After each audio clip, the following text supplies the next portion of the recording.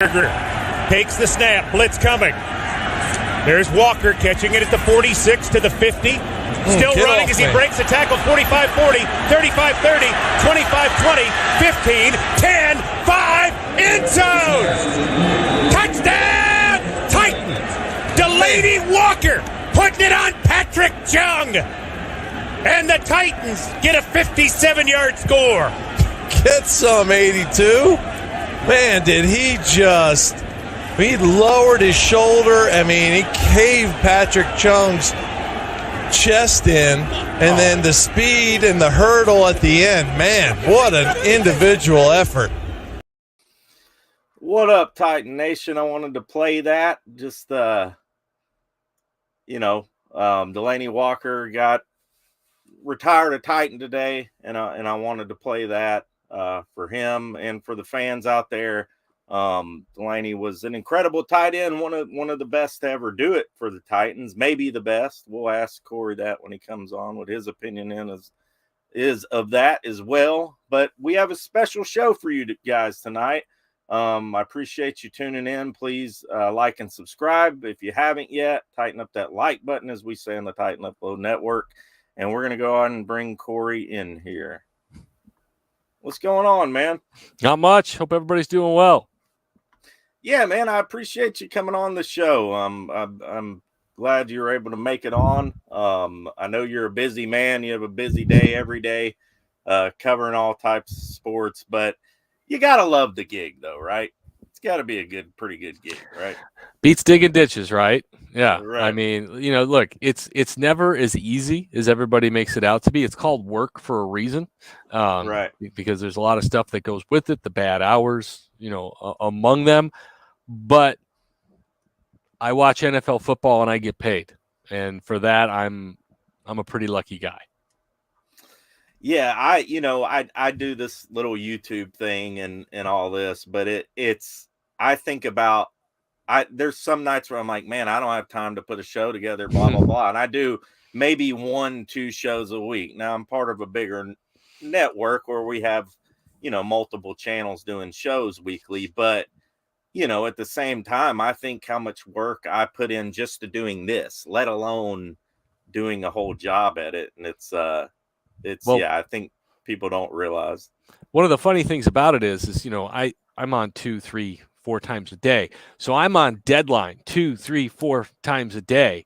And so like when people have their normal jobs and they don't get things done on time, in the job that I'm in, that's not an option.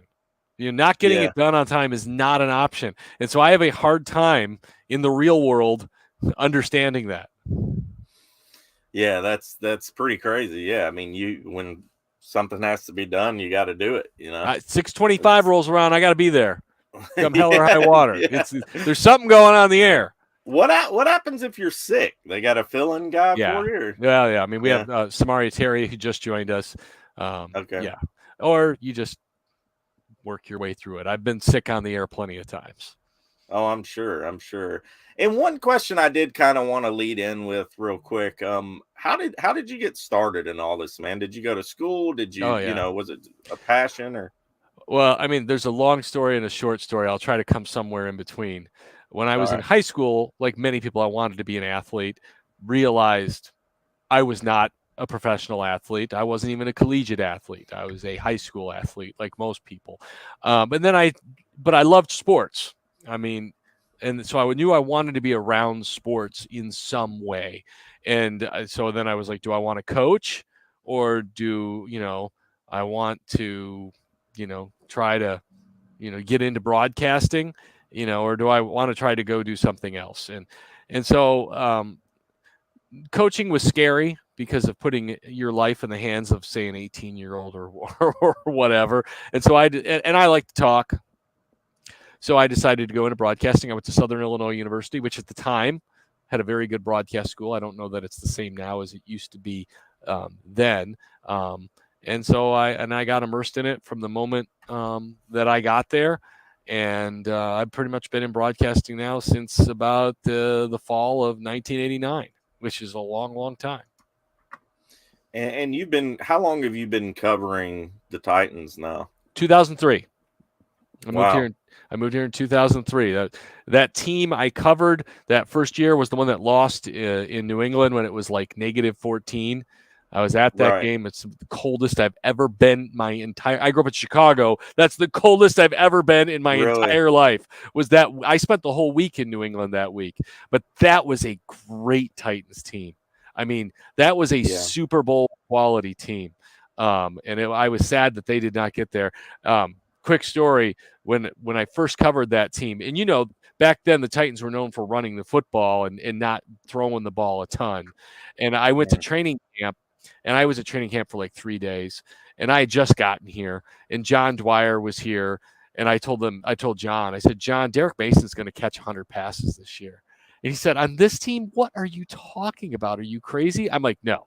I'm like, he and McNair, they're like this. I think he caught 94 passes that year. Right.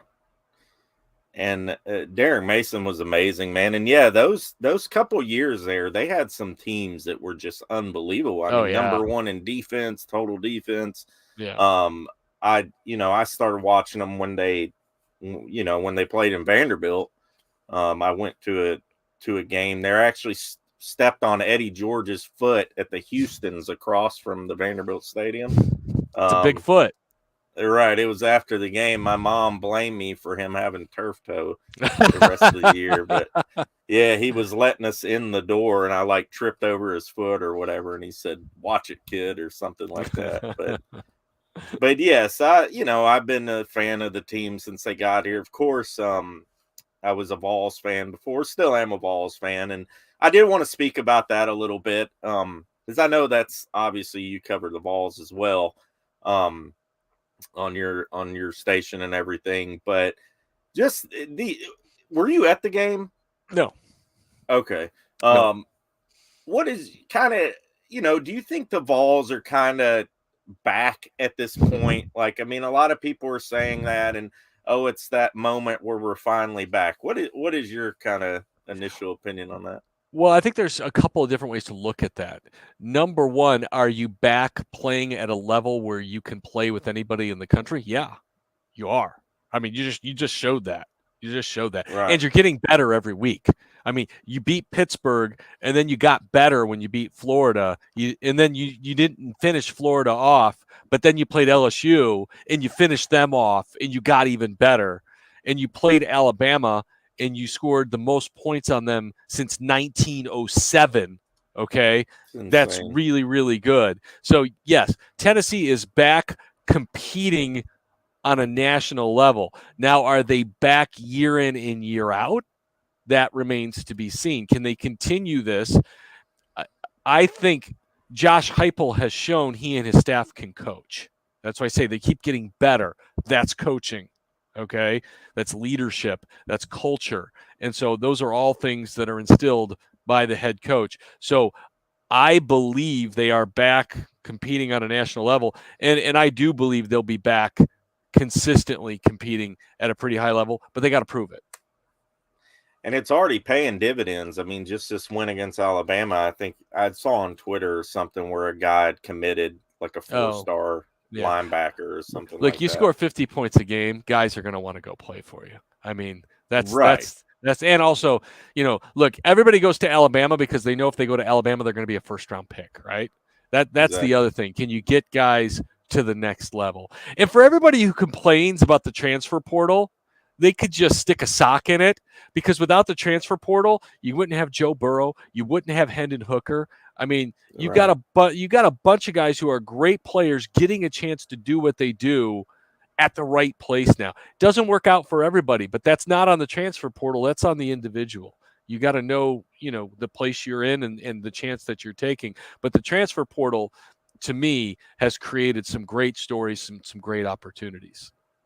Yeah, I think so too. I mean, there's some players, like you said, out there who would never see the light of day that are stuck as a third string running back on an Alabama squad or a backup linebacker. I don't know about the Tua guy. I don't really know his story too well. I mean, he was playing at Tennessee, and he was a very good player at Tennessee. Yeah. But the coach got fired, and that for a lot of people that's the time to leave, because it's a scary time. You don't know Right. who's coming in. You don't know if they're going to value you. And shoot, he had a chance to go to Alabama. And so, I mean, everybody in the world is watching Henry To'oTo'o now. His tape gets extra scrutiny from NFL scouts because he's at Alabama. He's also got players on the field around him who are going to make him look even better. Right. Well, I do want to get into the Titans. Obviously, it's a huge week coming up, and the Colts they're like that pesky gnat that won't go away. You know, every season we've been dealing with this. You know, and all rights to them. I mean, they've pulled out a victory last week. They were losing in the beginning. They pulled out that game against the Chiefs. They're 3-2-1. We're 3-2. So you know, all the marbles are out on the table for this game, and you know, this is a must-win game, and we're going into Indianapolis. Of course, as of today, we've gotten Bud Dupree back, Amani Hooker, Nate Davis, right? We're still missing some people. What are your initial thoughts on this game? Is overall? It's a huge game. I mean, you've got the opportunity to get the season sweep on these guys and beat them for the 5th time in a row, and I think the 7th time in 8 games. Is that right? You know, you referred to them as a pesky gnat. There was a time where they were Mount Everest, okay? Because there was a time this team could not beat this team, and now they've kind of flipped the tables on them. I mean, they haven't won this division since 2014. All right, so they have not been the dominant team. They're chasing now. And they don't like it. The owner doesn't like it. That's clear. But they've got to take some responsibility in why that's happening. But this is an opportunity for both teams. Look, yes, Indianapolis has won a couple of games here, and I credit them for it. That doesn't mean they're playing great football still. I mean, that win against Denver was one of the worst wins you will ever see, but they still won. So all credit to them. And then they beat Jacksonville, who's now dropped 3 in a row because they're Jacksonville. But, you know, look, they're getting people back too. I think they think they're going to have Jonathan Taylor and Naheem Hines back. I think Shaq Leonard is practicing, and I think they think he's probably going to play as well. And I think they understand that if they lose this game, they're in a look, it's not the end of the line by any questions, but they're in a much tougher spot. You know, if you get swept by the Titans early, and I think they would be 1-3-1 in the division because they've played a lot of division games already, and that's not very good either. And so I think this game is, I hate to say, much more important to the Colts than it is the Titans, but I think it is. But you know, the Titans have a lot of tough games down the road, and they can't afford to give any away, especially against teams that they think they're better than, and I think they're better than this Colts team. We'll just, you know, Titans have some things they got to clean up, and we'll see if they can do it or not. Yeah, and talking about the schedule, I mean, you're going in, you've got Indy coming up, then Houston, 2 winnable games. They've got to be wins. They've got to be wins. Right. I think at this point in the way the schedule's shaping out, you know, you got these 2 games coming up after the bye. Mike Vrabel's typically very good after the bye, his teams. But then you got that stretch with KC. Then you got Denver. And Denver, they are what they are. I mean, their defense is salty. They are. And they're, you know, Russell Wilson, it's kind of, I don't know what the issue with him is so far. That's baffling. He looks awful. I mean, just awful. Atrocious. He looks terrible. Then you got Green Bay, and Green Bay is always going to be tough. I don't care what. It's at Lambeau Field, and I know they just lost to the Jets there, but you're right. You just have to go there knowing it's going to be tough. Cincy, Philly. So those 5 games starting with KC. I mean, man, you want to be 5-2 going into that stretch. I mean, you almost have to be because it's tough. Yeah, no, I mean, I agree with you. You really got to be 5-2 because, you know, you look at that stretch, you could easily drop 3 games. Easily. You could play well and drop 3 games. And so you need to put yourself in that kind of spot. Now, the Titans have played well against the really good teams, but that's been in the past. We got to see what they can do now. And you make your life a lot easier if you just take care of the bad teams and Right. it's funny because people think that that's only an illness that the Titans have suffered, and it's not. The entire league gets it. I mean, the entire league gets it. I mean, just look at last week. Tom Brady just lost to a bad Steelers team last week. I know the Jets are 4-2. I know, but the Packers are not supposed to lose to them at home. They're just not. It's the NFL. It is the NFL, and I'm going to quote Ken Wisenhunt, which should make anybody vomit. That's this league. That's this league. Anybody can beat anybody. I mean, right. It's just the way it is. And Vrabel says it all the time. It's one of his favorite things to say. A win in this league is tough. He's right. He's right. Yeah. They're all great because we see it over and over again. It doesn't matter who's playing. If you come out and you are just this far under what your game is, it can get you beat. I mean, it only takes a handful of plays to swing a game. Just let's go back to the Washington game. The Titans should have won that game by 17 points. But the bomb to De'Ami Brown, where Caleb Farley was left in the dust, it completely changes the game. I mean, otherwise, the Titans' defense is in control of Washington pretty much the whole day. But that one play changes the whole game and makes it basically come down to the wire. I think, one of the main things, one of the key pieces to the puzzle that the Titans are missing on defense is obviously that slot nickel cornerback position, not having Molden. I know earlier on in the season, Amadi was playing that spot, and I heard last week, and I might be wrong, that he was actually a healthy scratch, which I don't know if that's true or not. But yeah, no, I know there was some debate about that. He is back. He is good to go. I talked to him today. I don't know if that means he plays or not. We'll have to see where he fits in. But you're at that third corner for them has been a nightmare to this point because, look, they gambled on Caleb Farley and it's come up snake eyes on him. And that doesn't mean that Caleb Farley's never going to be good, but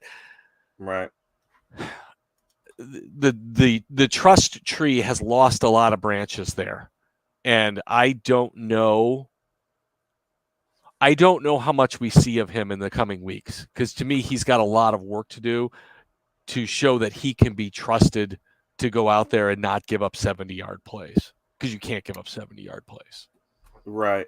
And, McCreary's been playing decent, but they're having to stick him in the slot, the nickel, and that's leaving, Caleb Farley or Terrence Mitchell to cover, and it's just been a disaster. I mean, we've seen it, and they're getting beat not by a couple of the teams, the Mac Hollins, the guy who Hollins, and then the other guy who was backing up. Who was it for? Another game. Well, it was De'Ami Brown, who I'd never heard of for Washington. Brown, okay. For Washington. Now, he had the 70-yard touchdown, and the touchdown he scored against McCreary was a great play because McCreary was over him, and he caught it with one hand. It was a great play, and so I give him full credit on that. But you're right. The Titans have done a very good job on the number one receivers, which shows you that Fulton and McCreary have largely played well, but it's the other guys who've gotten absolutely toasted. And, Mike Vrabel talked about it today. X plays on defense are at the top of the list in what they need to get fixed. The Titans are 32nd in the league against the pass, which is hard to believe because their defense has largely been pretty good the last 3 weeks. That's partially a product of having big leads at halftime and teams having to throw the football against you, but it's also giving up big pass plays. If they could remove those X plays, that number would be considerably lower. Yeah, it's insane, man. It's insane how they've just been getting gashed. Here's some of the numbers here, the comparisons of both teams. And the Colts, I mean, they're no slouch on defense either. You know what I mean? They're 10th in the league, total yards against, rushing yards 21st, passing yards, you see they're 10th. So, I mean, they're pretty good on defense, Well, their rushing defense, remember when the Titans played them the first time, they were giving up just 2.6 yards per carry. So that rush defense has taken a big hit in the last few weeks.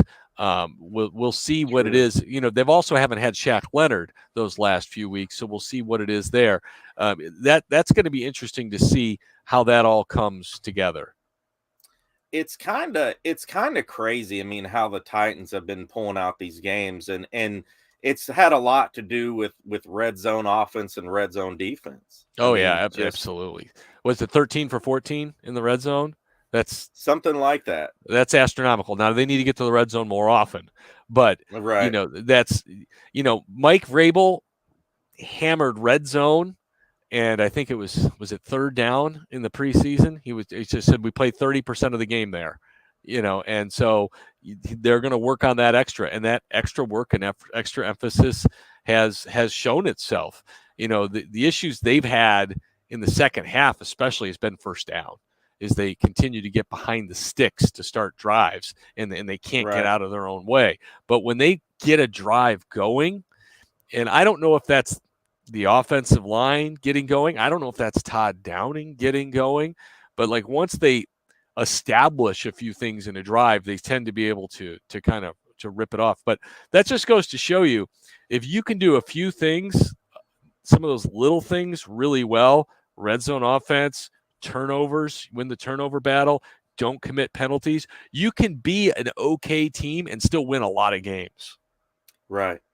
And I talked about it. We talked about it on this channel before the season. If the Titans can run efficiently on offense, they don't have to go deep every time, world beaters, all this type of stuff.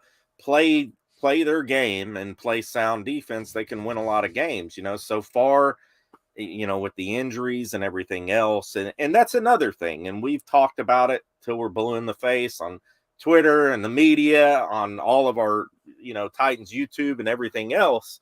The injuries, it's absolutely phenomenal where we're at again. It's phenomenal. 12 players on IR, which is one more than the Baltimore Ravens and the Cleveland Browns. It's wild how many injuries they have, leading the pack again, and not just players on IR, players who have been injured. Well, that's why you talk about Nate Davis and Bud Dupree and Amani Hooker. None of those guys were on injured reserve, but they missed games. I mean, you're right. No, it's astronomical. It's hard to understand, but for whatever reason, it's happening, and that's why you get excited to see those three guys coming back. I talked to Bud Dupree today, and he was like, "Yeah, the bye week was really good for me." I mean, the bye week came at a really good time for him, and so he's feeling much, much better. And I always say he's the secret sauce to that defense. Those guys are already good with Simmons and Autry in the middle, and especially when they had Harold. But when you plug in Bud then on the outside, it just takes it to another level. He is so strong on the edge against the run. He does a wonderful job of rushing disciplined on the outside and not allowing quarterbacks to escape the pocket.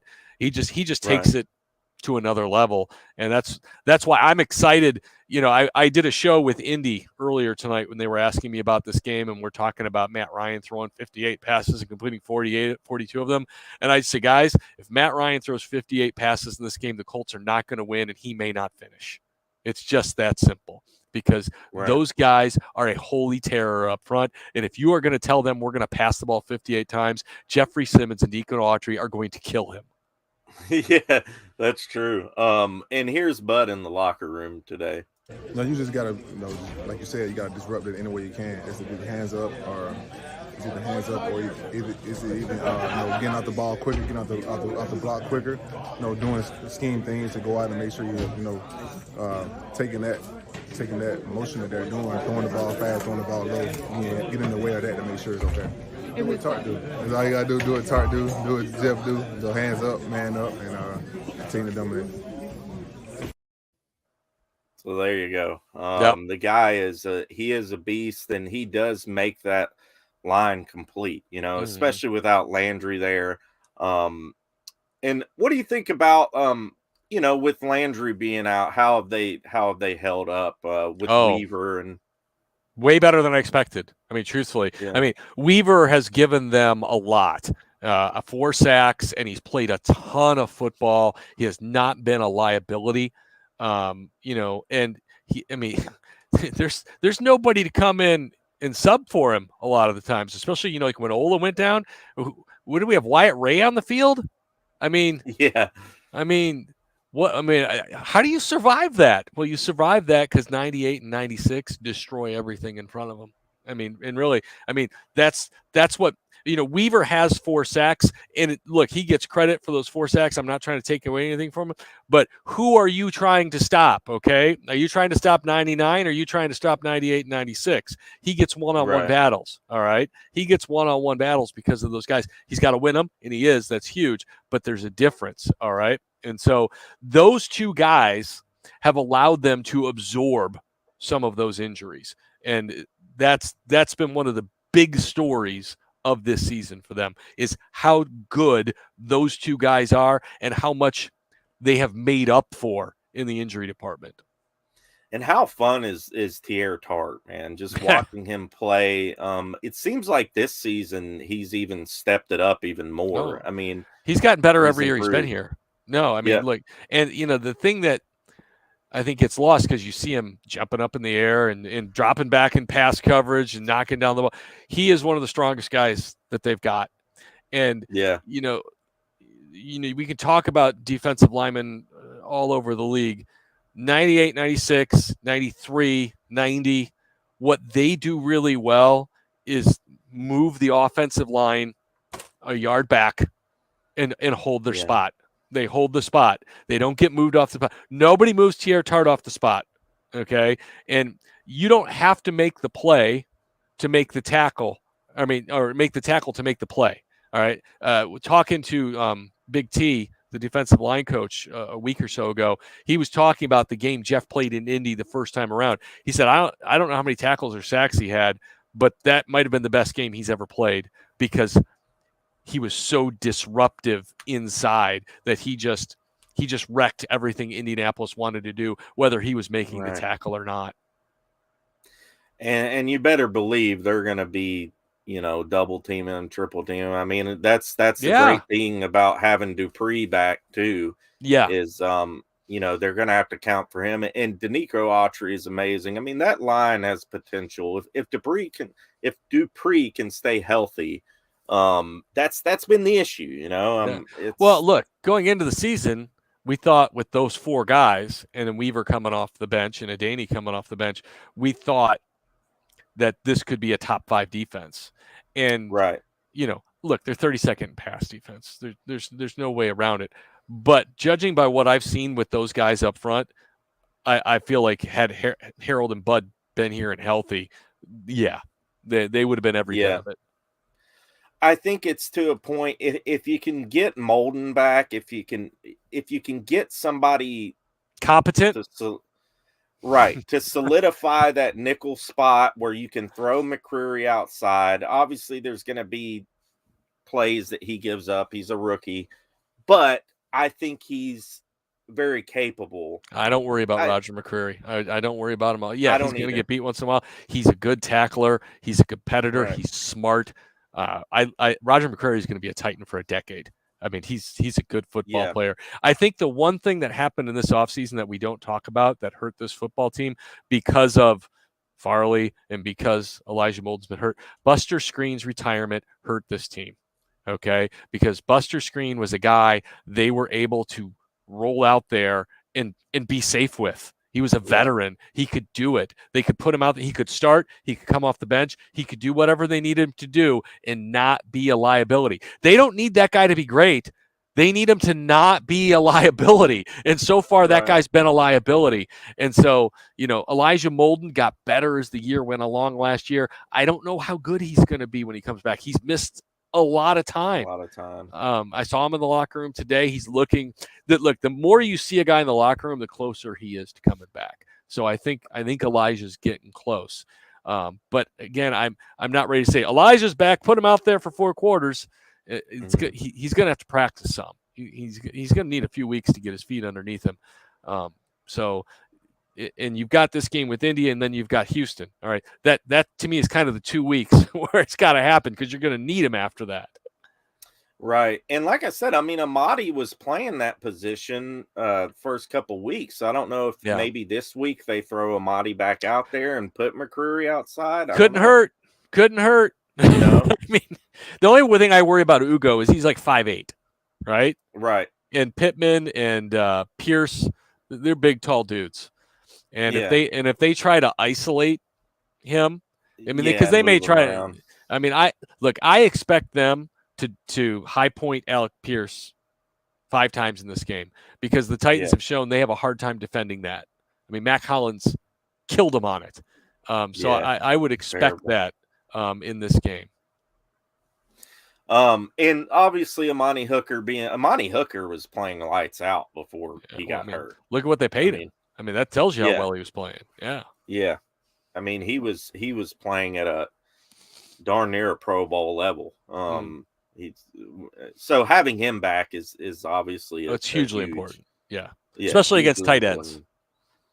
Right. So that's going to be a key thing there. I guess with the offense in this game, I mean, obviously you want to get Derrick Henry. He's the key. He's the key to all of this, as we know. Obviously with Treylon Burks being out, the wide receiver situation rears its ugly head again this season.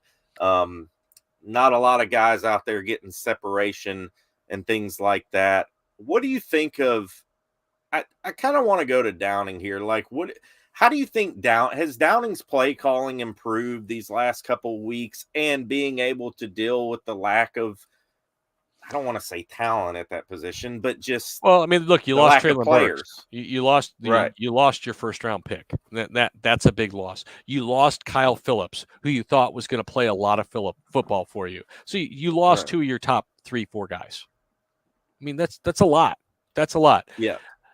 As far as the job Todd has done, it's always easy to pick apart play calling when stuff doesn't work. All right. A big reason Titans stuff hasn't worked this year is because the offensive line hasn't been very good at times. Terrible. I mean, it's been a struggle. Now, in the past, Keith Carter's done a nice job of getting that unit better as the year goes along. So I've got some hope that they can do that. When the offensive line protects, they can make the quarterback better, the running back better, and make the offensive coordinator look like a genius. Now, look, the touchdown play in Washington where they had Henry and Hilliard on the field at the same time and they faked the screen one way to Henry and went back to Hilliard. That's a great call. This is a great call. Yeah. It was set up. It was a great call. And he's going to have good calls and he's going to have bad calls. I think the one thing that I want to see from Todd Downing, and again, I haven't talked about it on this show. One of the points you have to understand is Downing just isn't calling plays on his own. All right. He is calling the game that Mike Vrabel wants called. They go over it all week long. This is what we want to do in this game. So, the plays that they've got drawn up, they know what they want. Like on 3rd and 3 on Thursday, they know what they're going to do. They got 4 plays in their hand on 3rd and 3 that they know they're going to run. And it's just a matter of which one they're going to go with. So we can pick on him for that, for sure. But the Vrabel is in on that as well. The one thing I want to see from Todd Downing and Mike Vrabel and the Titans offense here these last 12 games, they've got to stay aggressive when they have the lead in the second half of games. They can't just fall into, we're going to run with Henry. I mean, as good as Derek is, because that's what's getting them beat on first down and putting them in 3rd and long over and over again and killing drives. Frankly, they have to stay aggressive. Now, teams know you're going to hand it to Henry to start the half. They got to go play action and they've got to stay aggressive. Doesn't mean they got to go deep, but go play action and complete a 5-yard pass and move the ball forward. And so I want to see more aggressiveness. I mean, I like to watch teams that when they have teams down, they put the pedal to the metal and they absolutely just put them away. And I don't feel like the Titans do that. I feel like they get a lead and they kind of nurse it. They trust their defense and they want to run the clock. And it's very Jeff Fisher-like. Okay. I mean, very Jeff Fisher. Nobody says that, but this is exactly what Jeff Fisher did. They need to be more aggressive. So I would like to see Todd Downing in the second half be aggressive, especially early in drives. Now, again, that doesn't mean go deep, but Ryan Tannehill makes $30 million. He's got to make some plays for you. Yeah, exactly. And having Nate Davis back is huge too. I mean, that was the definite game against Washington. I mean, that's scary. It was bad. Having him back is a huge plus.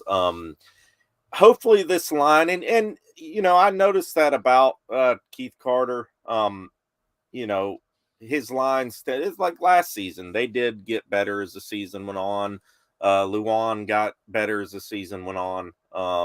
2019, I mean, Mariota got massacred to start the year. Yeah, massacred. And then, he got benched in week 6, but that was 2 weeks after Luan came back, and it took, 4 weeks for that gelling to happen? And so it took some time. And look, I'm not, excusing everything for Mariota on that, whatever. We can get into that conversation if you want. But he got killed that year because the offensive line was terrible to start the season. Right. What do you think about Daly? Is he okay or?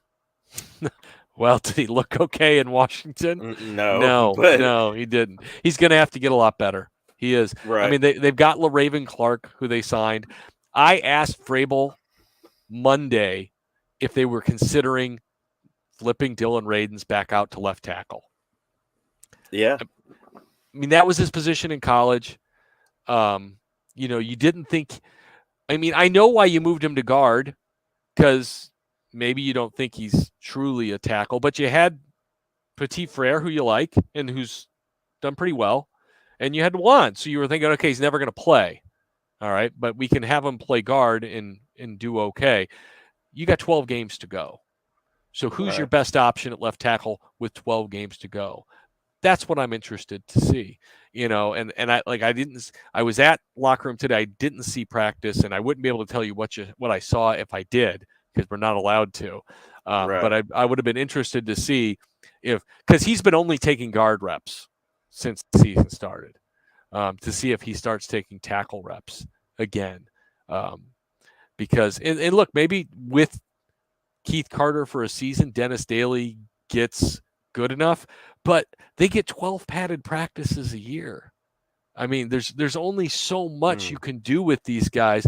You can work on their technique, you can work on their footwork. Communication gets better. But I mean, I didn't think communication was the problem in Washington. He just got beat. I mean, and now that's a really good defensive front too. But if you want to get to the big dance, you're going to have to beat some good defensive fronts.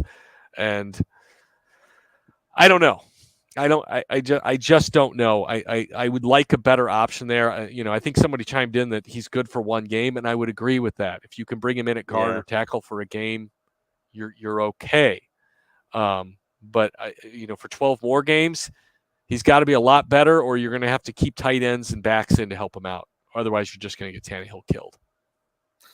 Right, man. Right. And last year when Radins played left tackle against San Francisco, I mean, he did a hell of a job in that game. It wasn't perfect. Bosa. They're 2-0 when he starts. I pointed that out. I pointed out people got so mad at me. The Titans are 2-0 when Dylan Radins starts game on the offensive line. That's awesome. I mean, look, neither one of them's going to be great. All right. Because neither one of them's Taylor Lewan. As much as people want to bellyache about Taylor Lewan, and he wasn't playing as well as he did a few years ago, I give you all that, but he's still better than anything else they had. I mean, hands down. So you're not going to have that. You got to get the guy who gives you the most options. Now, which one has the better play strength? I don't know.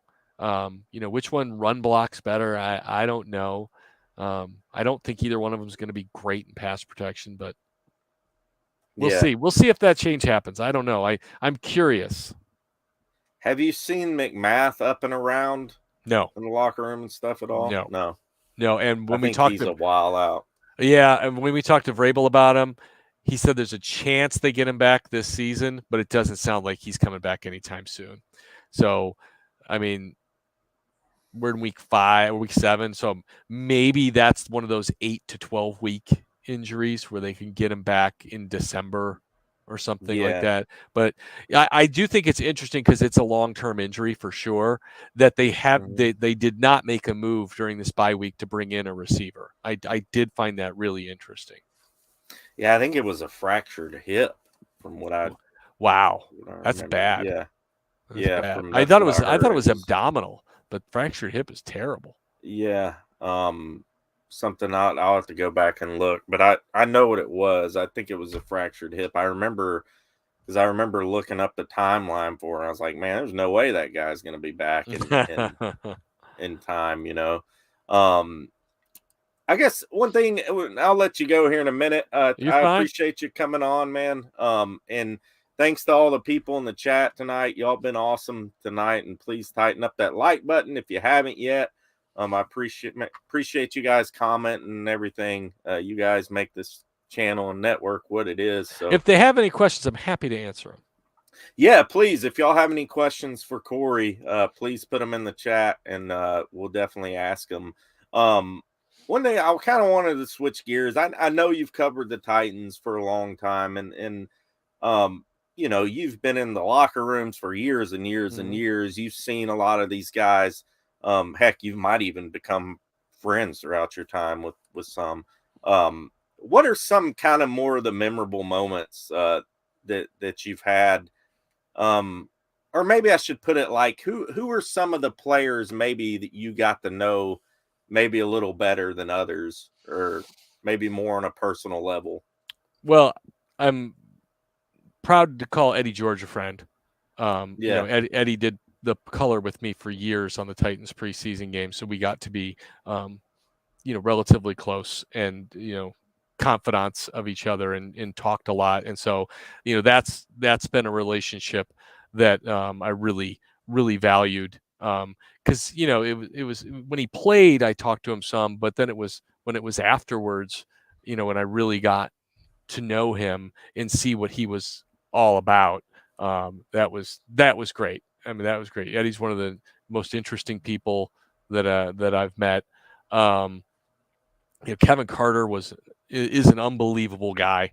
One of my favorite people that's rolled through that locker room. That locker room when I first got here in 2003, 2004 was unbelievable. I mean, there were pros up and down, and there were great guys up and down that team, and they were absolutely unbelievable. There's so many. I mean, Derek Mason was fantastic. Michael Ruse and Dave Stewart, for as grumpy as he always seemed to be, they were always so interesting. Frank Wycheck, of course, Brad Hopkins. I mean, there's just so many great players that rolled through there. Right. Kevin Byard is a favorite. Delaney Walker is a favorite. Jarrell Casey is a favorite. Because right. I mean, these guys were great players who told it like it is. I mean, Kevin Byard, you cannot offend Kevin Byard. You cannot ask. There's not a bad time to ask Kevin Byard if he wants to talk. Okay. Right. And you can just, and that's the thing with Kevin. It's not an interview. You just talk. And that's one of the things that's different about it. Kevin's one of the guys I can shoot a text to. He's not always going to answer, but quite often he will. And he'll answer it with, "Hey, Cory, blah, blah, blah, blah, blah, blah, blah." And so, you have that relationship, and that's really cool. Seeing Delaney retire the other day was awesome. I live out in Cool Springs. I see Delaney rolling through all the time. He was in the Target parking lot the other day and hopped out of his car when he saw me, and I got to introduce him to my daughter, and we talked for 5 minutes. Delaney Walker, if he played for any other team during that period of his career where he dominated here, would have just been a megastar. I mean, he's a fantastic football player. I mean, just fantastic. And, like I said, I've been here 20 years, so I'm going to forget some people. And Jarrell, the thing I want to say about Jarrell Casey is he could have left. I mean, he was here for some terrible teams. I mean, he was here for Ken Wisenhunt. It doesn't get worse than that. I mean, if you don't jump off the ship when Kevin Wisenhunt's here, you're never going to jump off. And it was important for him to rebuild this thing, to be here when they were good. I think the most satisfying thing I've seen in, I was not here for the Super Bowl, so I wasn't here for that. But seeing Jarrell Casey, Delanie Walker, and Derek Morgan walk off the field in Kansas City with a playoff victory was the most satisfying thing I've seen. Brian Arakpo included. I mean, those guys went through some tough times, and to get that postseason victory before their careers was done, obviously Jarrell got a few more after that. That was, you talk about being happy for guys. I was happy for those guys. Derek Morgan was another great guy who I could just talk to. And truthfully, and I'm long-winded here, so I apologize. No, you're fine. Yeah. One of the things I appreciate most, and it was one of the worst parts of COVID from my job's perspective. There are many horrible things for COVID otherwise, so don't confuse the two, is not being in the locker room. And it's not because, I deserve to be in the locker room, I'm a reporter, I get to talk to these guys. No, that's not it. The most valuable time we spend in the locker room is when the camera's off and you're just standing there talking to the guys, because that's when they put their guard down. You get to know who they are, what they're all about, what's really important, what's driving them. And I just remember, all the conversations I had with Derek Morgan and Jarrell Casey and with Delanie Walker. I mean, I hunker down with Delanie a lot of times just because I loved what he had to say. I mean, yeah. I mean, just unbelievable. And, it was funny because Delanie talks about what he misses most is the locker room. And during COVID, that's what I missed most. I missed the locker room. I missed getting to know those guys. I did not feel good at my job at all because I didn't feel like I could adequately tell you about the team because I didn't know these guys. I mean, there are guys who I am talking to for the first time other than on a Zoom call this season. Okay. It's totally different. It's a different world. And so that's one of the things that stands out to me is getting to know those guys on a personal level when the camera's off. And we had Teresa on here before the season started, Teresa Walker, and she talked about that too, kind of not being in the locker room and things like that. And she's been following this, for a long time as well. Mm-hmm. But yeah, let's get to some of these comments. I did want to play a Delanie clip real quick from today. Okay. And I'll ask you the question too. I don't know. Frank Wycheck, I watched Frank and some of the stuff Frank did. We two different tight ends. I can't say that I am the best because what Frank has done for this organization is great too. So I always put Frank in front of me. I would say I'm the second best. That was a moment I asked him that question because we were talking about his legacy. Oh, okay. Yeah, we were talking about his legacy, and I said, Delanie, because he was talking about my grit, my toughness, my leaving it on the field. I said, Delanie, for a lot of fans, your legacy is the best tight end that's ever played for this team, and that was his response in a moment of a guy with supreme confidence talking in total humility. I respectfully disagree with him. Frank was a great player. Frank was one of the guys who helped change the position. He was a winner, and he was a big part of the reason this team won a lot of games. Delanie's a different level of athlete. He just is. He's just a different level of athlete. He was a playmaker at that position. He went for 1,000 yards at tight end on a team that had no weapons on the outside. One of the other questions I asked him the other day, I was long-winded with it because that's what I am. But I was asking him about what is, I think you played the clip to start the show, the play to start the show, what his favorite moment was as a player. And it was the touchdown against the Patriots because he wanted to outplay Gronk. What I remember is in Indianapolis, the Titans running a 2-man route. He's got 4 dudes around him, and Marcus drops it in the bucket for a 40-yard gain, and Delanie goes up and takes it. I see that play in my sleep, man. I mean, that's a tight end. That's a tight end making that play against DBs. It was unbelievable. He did things that most tight ends don't do. And so, we can talk about Travis Kelce because Travis Kelce's unbelievable. Delanie did a lot of Travis Kelce stuff. He just didn't do it in Kansas City on teams that won 12 and 13 games every year. Yeah, I mean, imagine him, and I love Imagine him with Mariota, but Patrick imagine Mahomes. him. Yeah, that's what I'm Oh, saying. Good oh my Lord, man. God.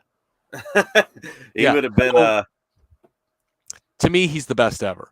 And look, there's no right or wrong answer. I understand people who say it's Frank, and right. that's fine. I respect that answer. But if you're asking me, it's 82, and that's an easy answer.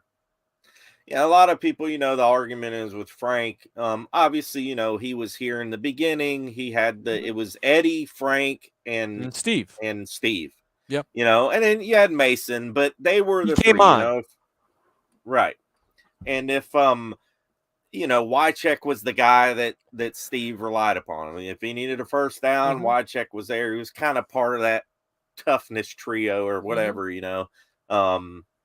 But I agree with you. I agree with you on that one. I think Delaney, as far as an overall talent, he was incredible. I mean, He was Frank a weapon. wasn't taking and he wasn't taking 80-yard runs. No, Frank wasn't. I don't know what their career yards per catch is, but I would bet that Delaney's is probably 3 yards more.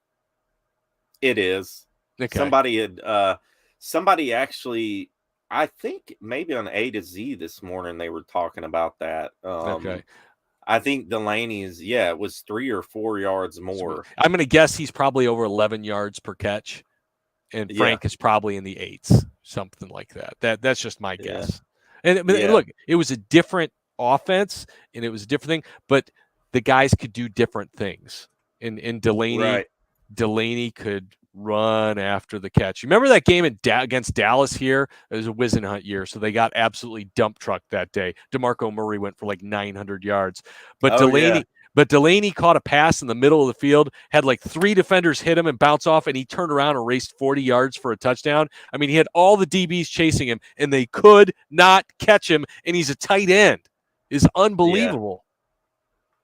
That was insane, man. He's a legend, and like he said, I mean, he made a lot of fans got upset when he made the comment about, if he would have played somewhere else, he might have been, get a Hall of Fame nod or whatever. But he's right. He's probably right. I mean, it's not a slight on Nashville. That's a slight on the NFL not recognizing Nashville.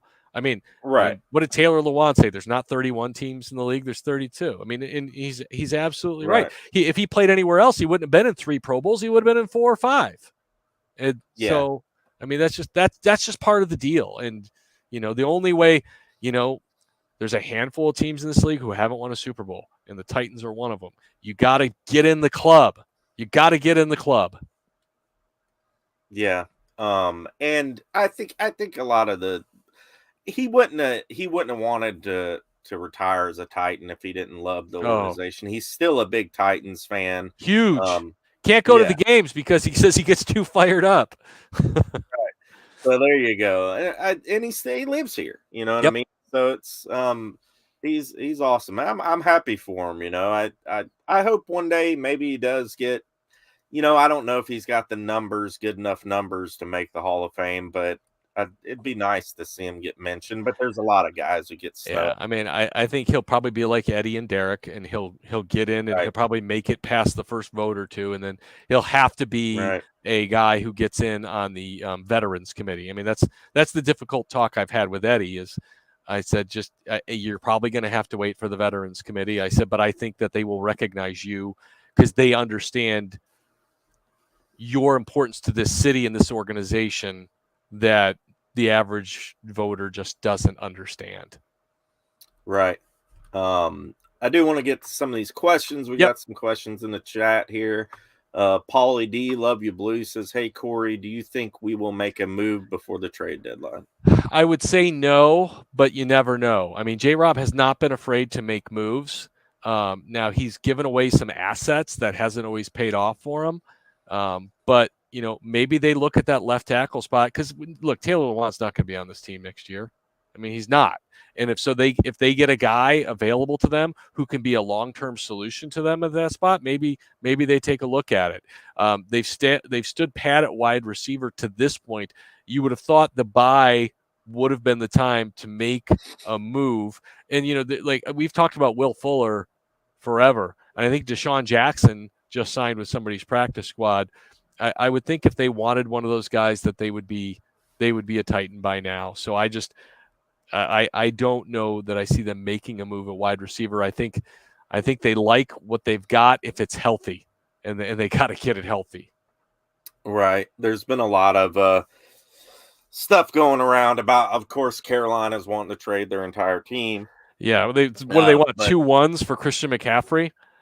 Right. Yeah, Something that's like not that. happening. I don't know what they want for DJ Moore, but I would love him as a Titan, but I don't think J-Rob's going to go out and do something like that. The money's good there. I mean, it really is. Yeah. It's way less than AJ got. I mean, it's over $5 million less. Right.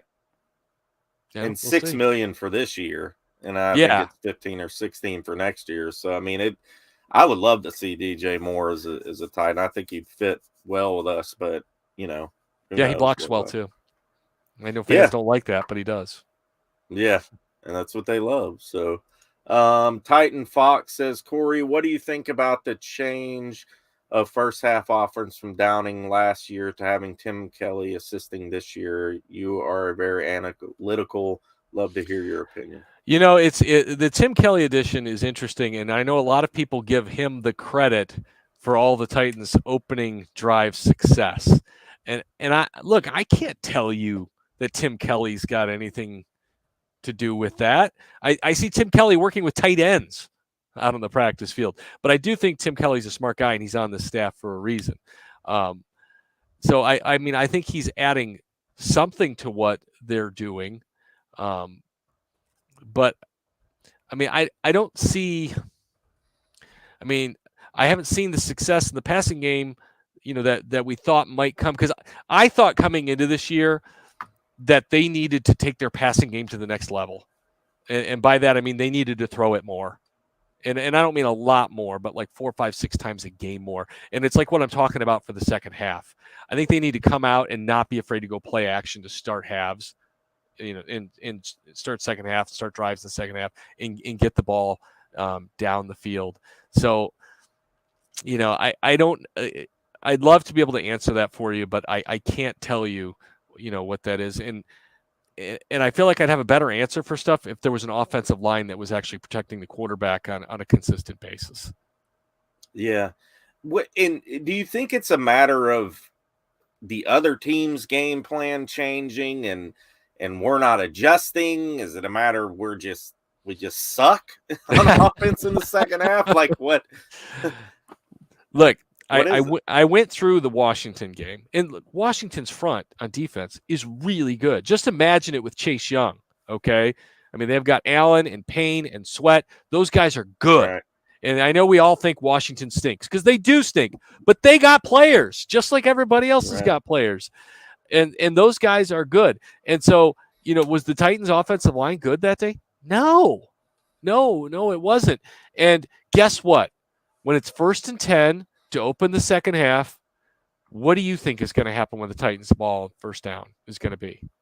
They're going to hand it to Derrick Henry and run over the right guard and right tackle. And that's what they tried to do. And he goes for -2 or 2. Every drive, every first down to start a drive in the second half was 2 yards or less. 2 yards or less.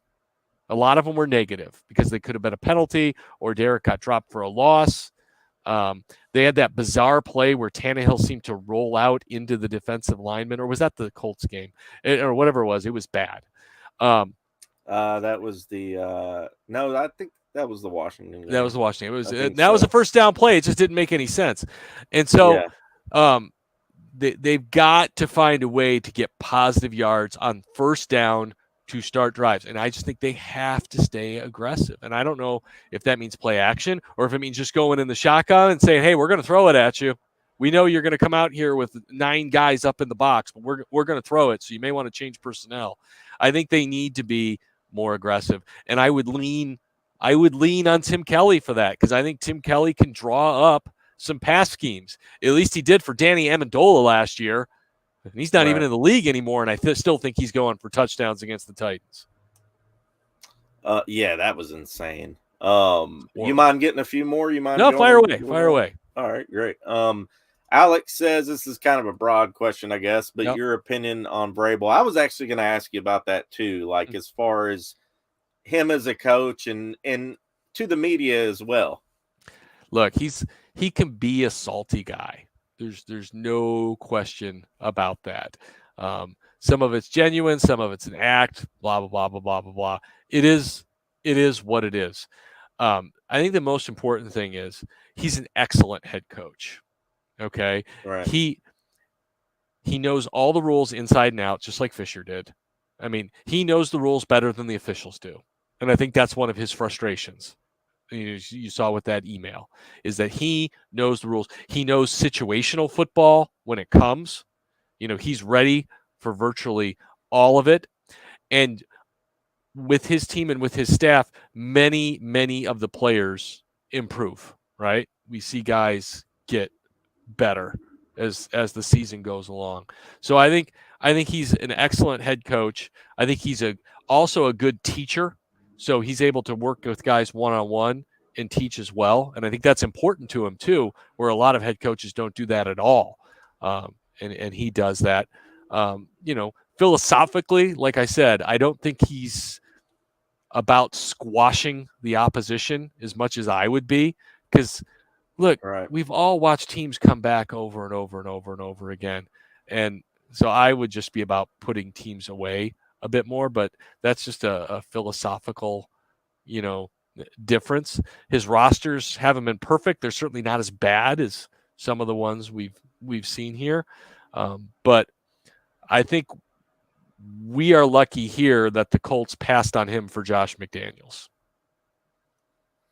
Yeah, definitely. And he's got a heck of a way of getting the most out of little per se. I mean, he's able to. He's not for everybody. He's not for everybody though. I mean, you've heard from some people, but one of the things that I love about him is when he walks in a room, who's in charge.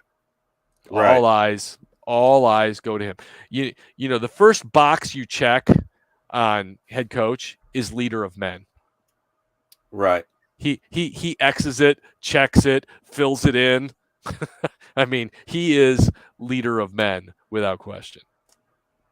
That's awesome. I think he's a great coach, and I think he's going to be here for quite a while. I mean, as long as they keep putting together winning seasons. When Belichick retires, that's what I wonder what happens. That's interesting. That's very interesting. I didn't think about that because that's something New England would probably love to have Vrabel up there. Yeah, I don't think they want McDaniels. Yeah, you heard what AJ. I don't know if you heard what AJ said in the little clip when he was. There's no room for fun here. Yeah, something like that.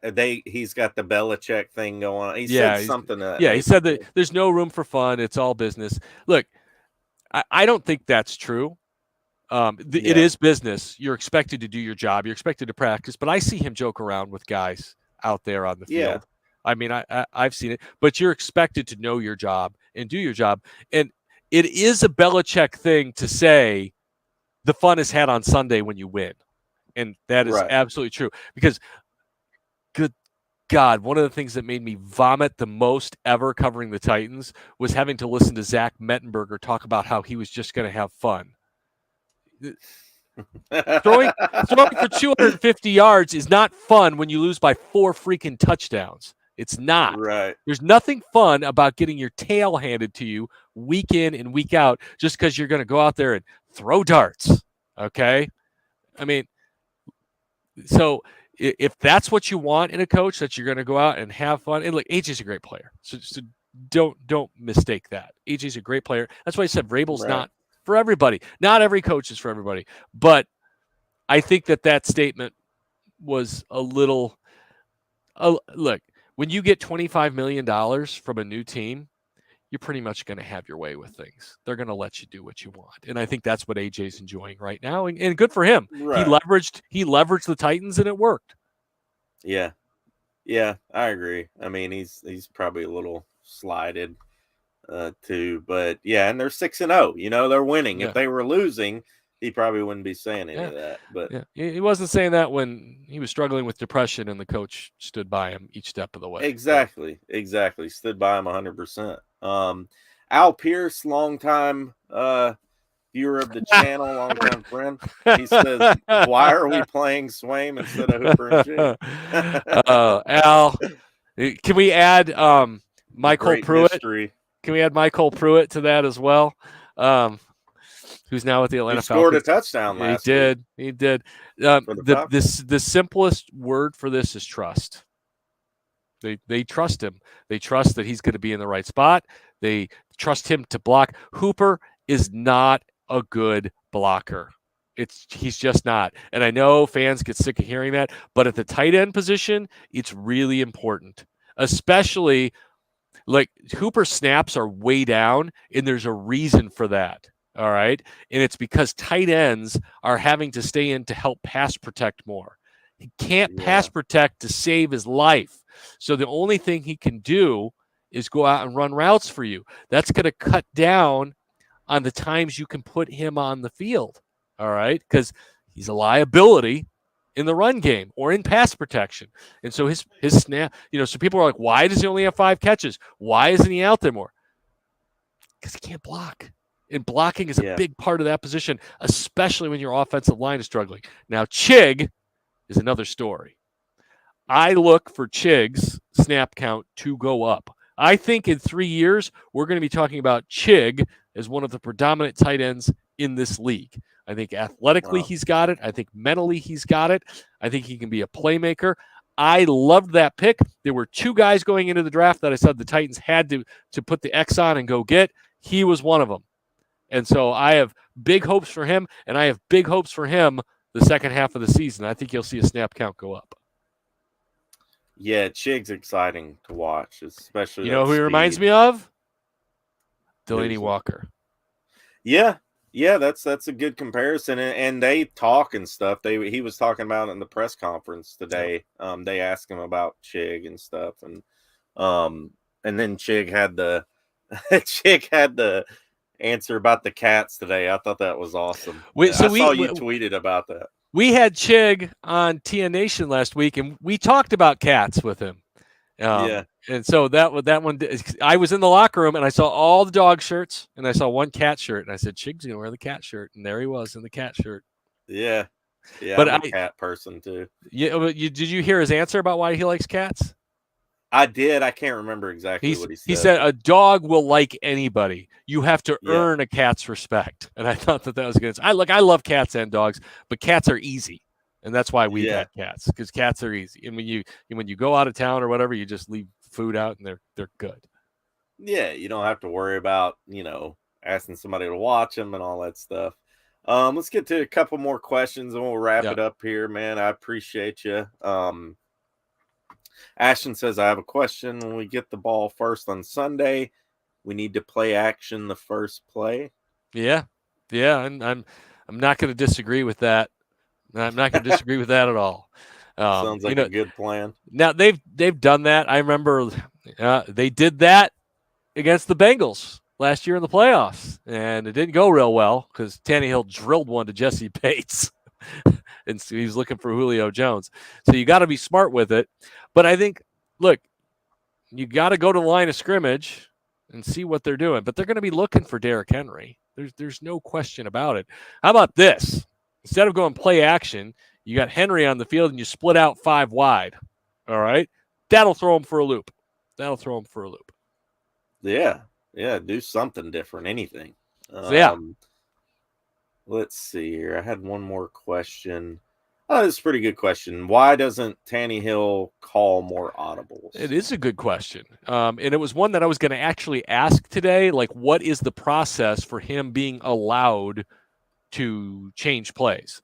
Because normally you go to the line and you've got a couple plays, but that's not always the case. You don't always have that play in your hip pocket, and we know how they don't want to burn timeouts.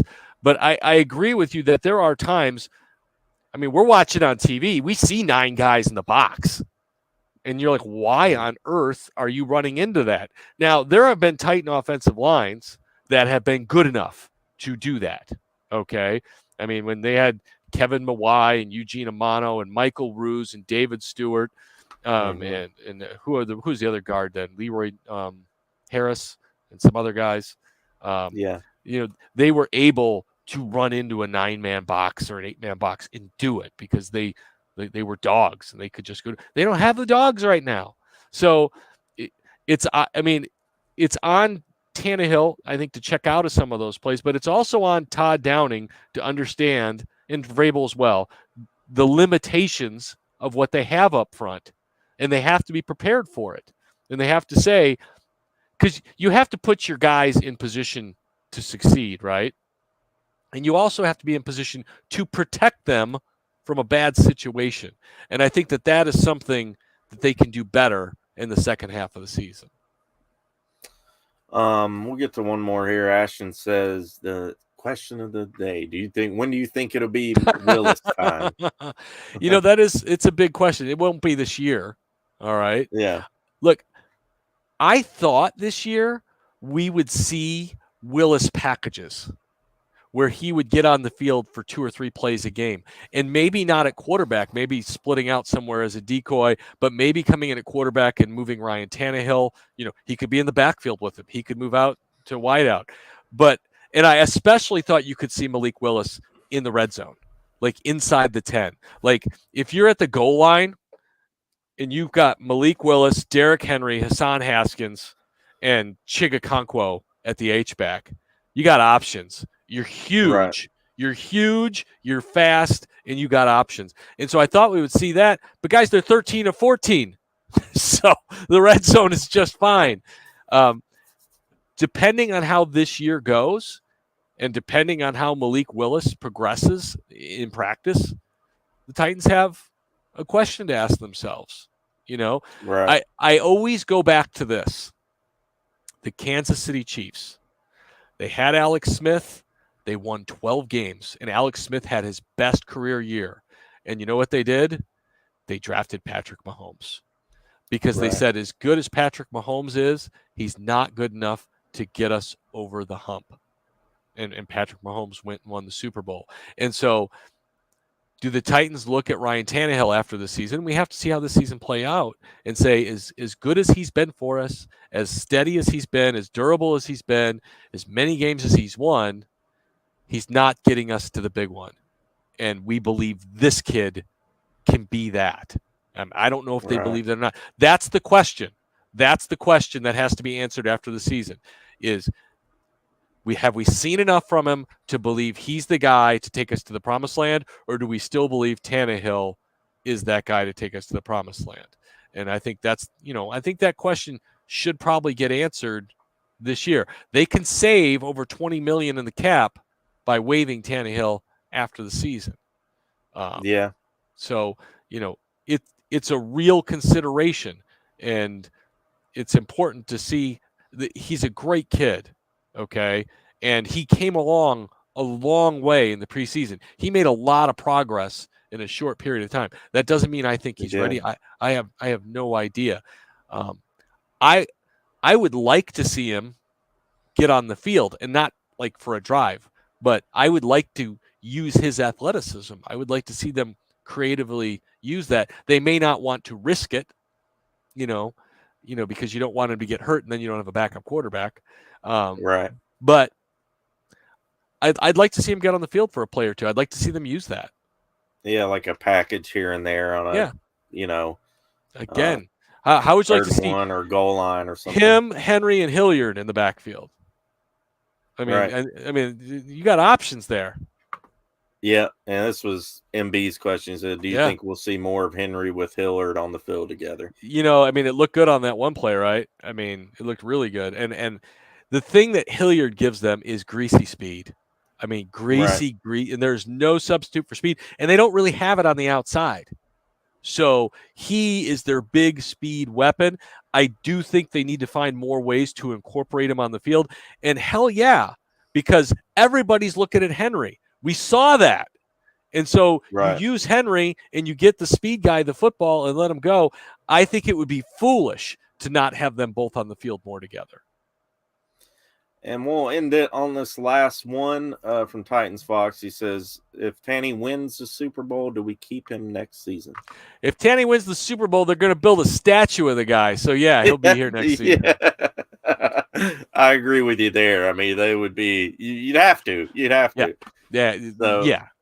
Unless he threw for 84 yards like he did in those playoff games in 2019. Right, and it was all Henry or whatever, which it might be. But anyways, man, thank you so much for coming on. You've been awesome. I appreciate it. And yeah, man, obviously you can find him on Channel 2, WKRN, and all the other places you're at. You're all over the place. So. At Cory Curtis 2 on Twitter, on WKRN Cory Curtis on Facebook.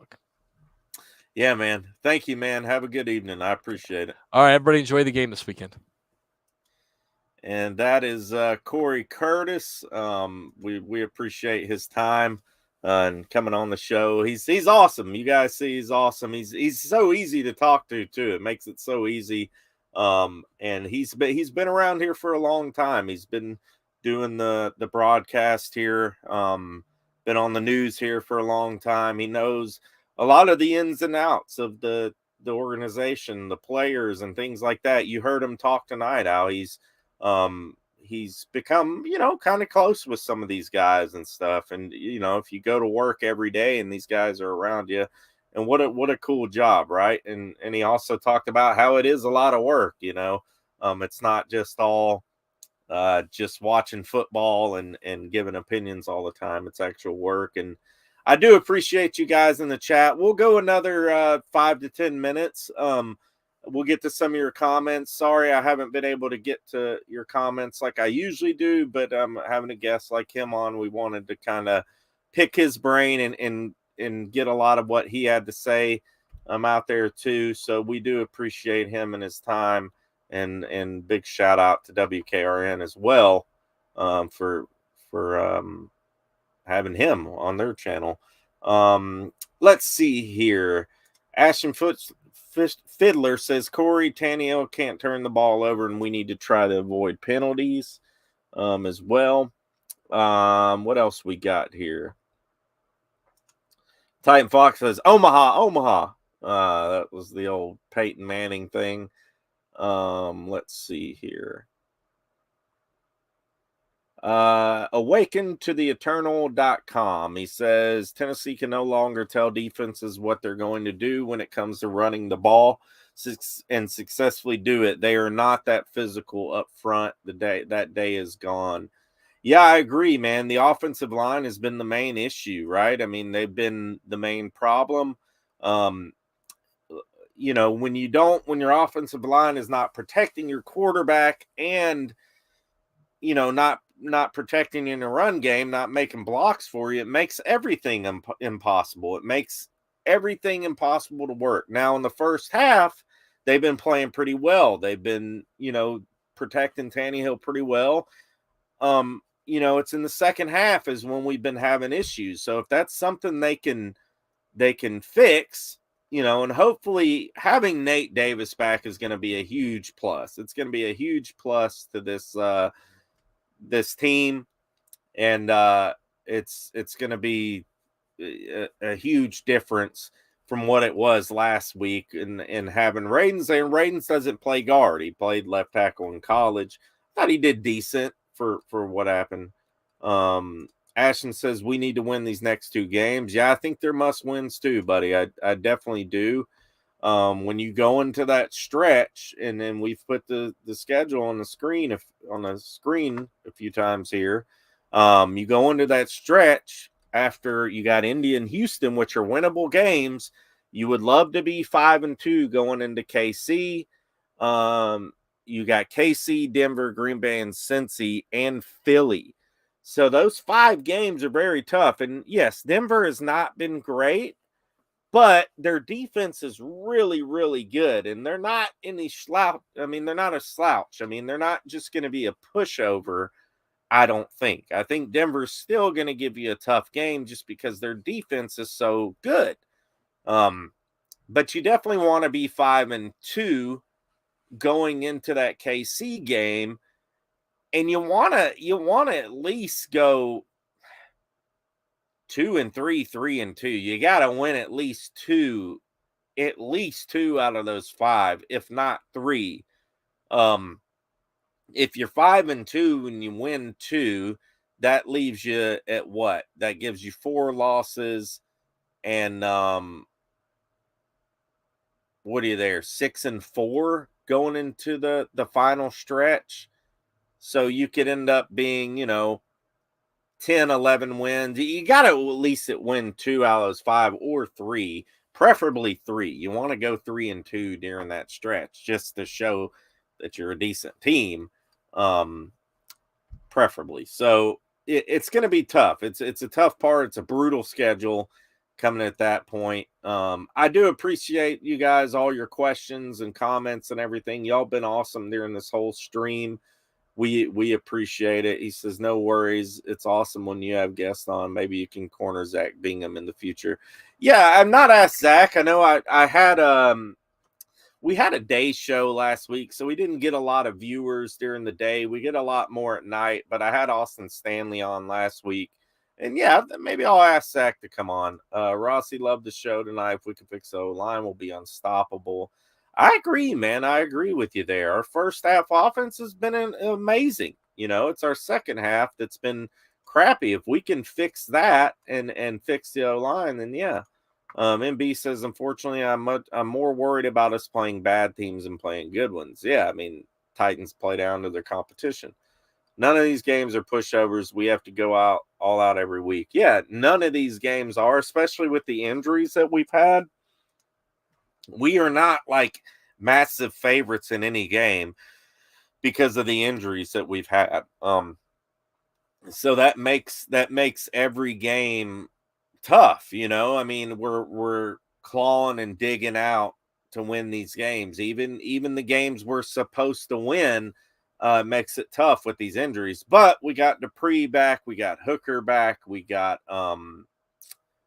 who else am I missing? Nate Davis back. Monty Rice is coming back. So yeah, I mean, there you go. Paulie D says 1 game at a time, got to be 1-0. Very true, man. Very true. Rossi, what do you think we will get a true evaluation? What week do you think we will get a true evaluation of how good Tennessee is this season? I think, these next 2 weeks are going to kind of show who we are. These are 2 winnable games. I don't think the Colts are not going to be a pushover. It's in Indianapolis. They have a tough defense. Their defense is 10th in the league, as we've seen. It's not going to be easy. They're 3-2-1. I think these next 2 games are really going to show who we are. I really do. They're going to show if we can be consistent. I just think it's really going to show who we are, as a team. If we can take care of business and go 5-2 and somehow remain somewhat healthy going into that stretch, I think it's really going to show who we are as far as that goes. But as you could see, the Colts, they're third in the league in passing, which is not, I wouldn't say a favorable stat for them. They want to be running the ball. 29th in the league in rushing, which is not good for them. But they're 10th in the league in total yards against, 14th in points against. They're not a bad team. They're 10th in sacks. They're not a bad defense at all. Their offense has been struggling, but they are not a bad defense at all. And we're going to have to play well against them to win. In Indianapolis, it's going to be a dogfight. You know what I mean? What's up, Dan? Dan, a coworker of mine and a Dolphins fan. So he says Rossi is the best. I appreciate that, brother. And I hope Tua comes back soon. I told Chad I would say something about Tua tonight. So there you go, Chad, if you're watching. I hope Tua comes back soon. And I hope you guys keep winning, just as long as it's not against us, my friend. Does anyone know when it's earliest Burks can come back? Well, he went on IR. When did he go on IR? Let me know in the chat. Did he go on IR 2 weeks ago? Oh yeah, duh. It is in Tennessee. I don't know what I'm thinking. I'm going to that game, and I don't know what the heck I'm thinking. I'm sorry, guys. It is in Tennessee, and I'm going to that game, so I've lost my mind. There you go. But yeah, it's in Tennessee, so that makes it even better. I think we do have an even better shot to win. So I totally brain farted there, MB. My bad. Anyway, so if he went on IR, I think the week of Indy. So it would be 4 games, 5 games. I think it's 5 weeks, maybe. So he could come back. Let's see, Washington, you got the bye, Indy, Houston, KC. I think he could come back for Denver, possibly. And I might be wrong about that. If I am, you guys correct me. But I might be wrong. Daniel says Tua is coming back against the Steelers. Well, good for y'all, man. Good for y'all. Daniel says 28-17 Titans.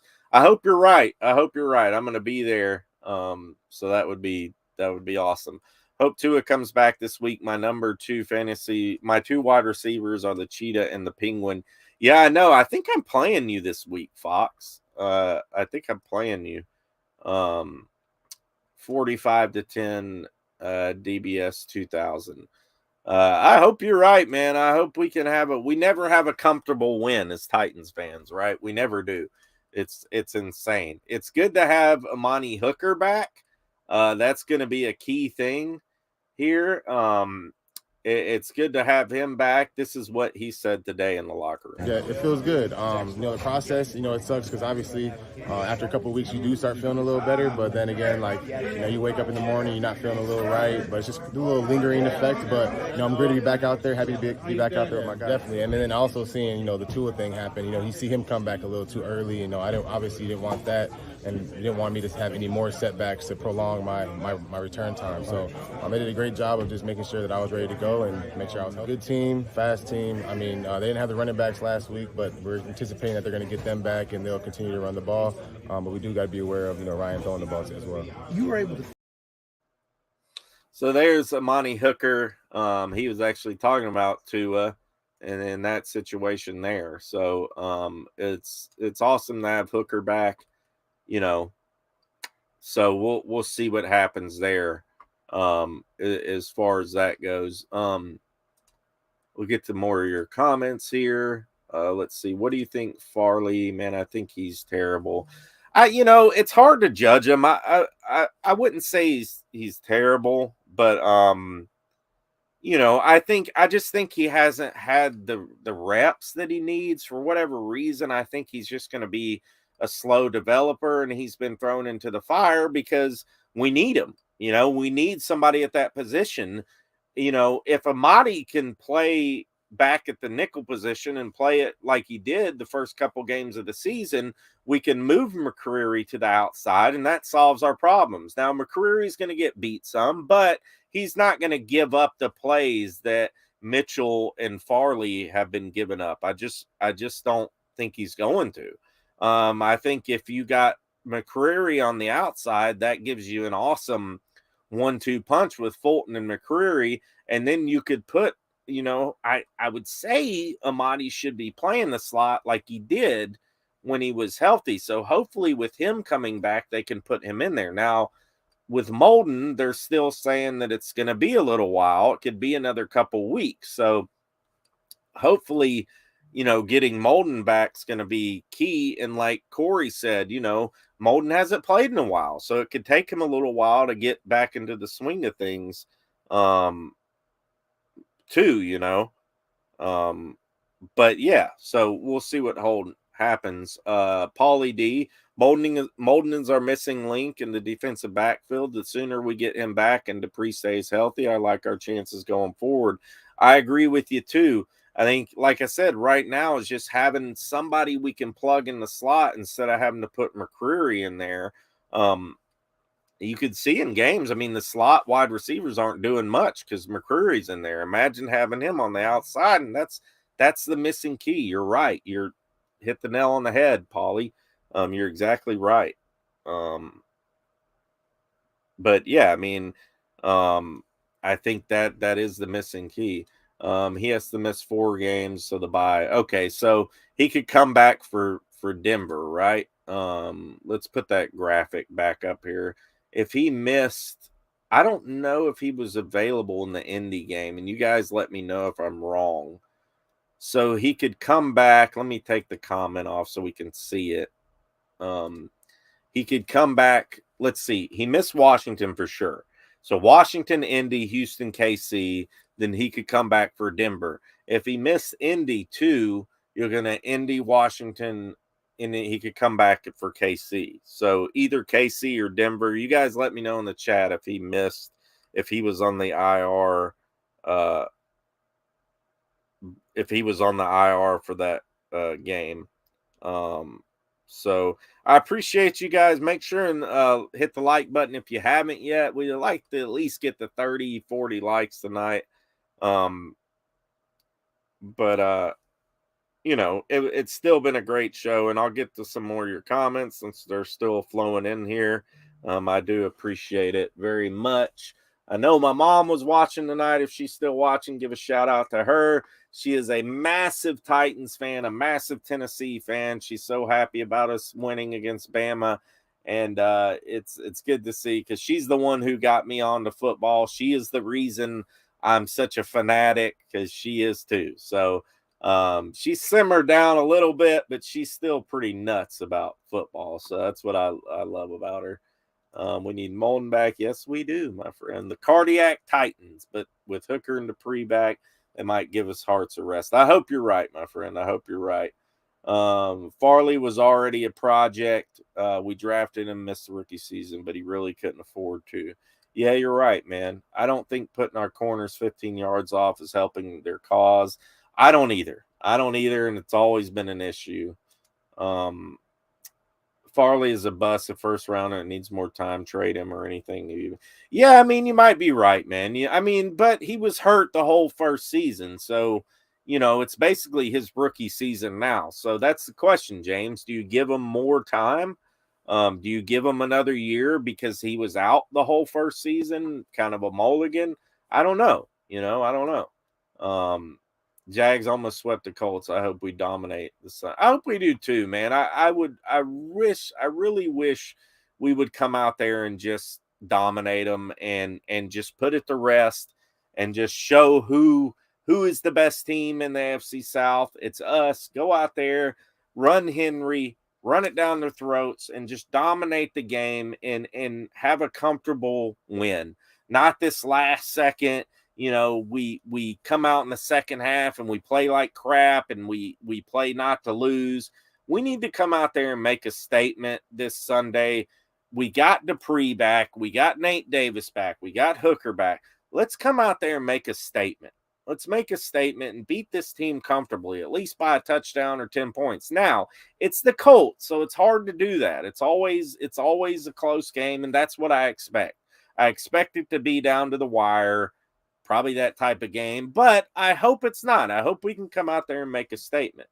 MB says, hi, hey, Mama Rossi, Rossi's mom. Hope you're watching. Your son is. I appreciate that, man. I appreciate it. You guys are too kind. You're too kind.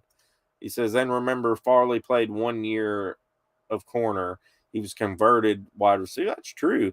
Maybe we should stick him out there at wide receiver. You know, he runs a 4.2 something 40. Maybe we could do that. You know what I mean?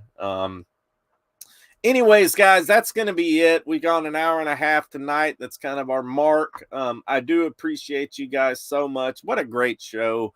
What a great guest Cory is. We'll have him back on at some point if he wants to come on. Just a great show overall. I really appreciate it. I love it when we have shows like this. DBS says 31-29.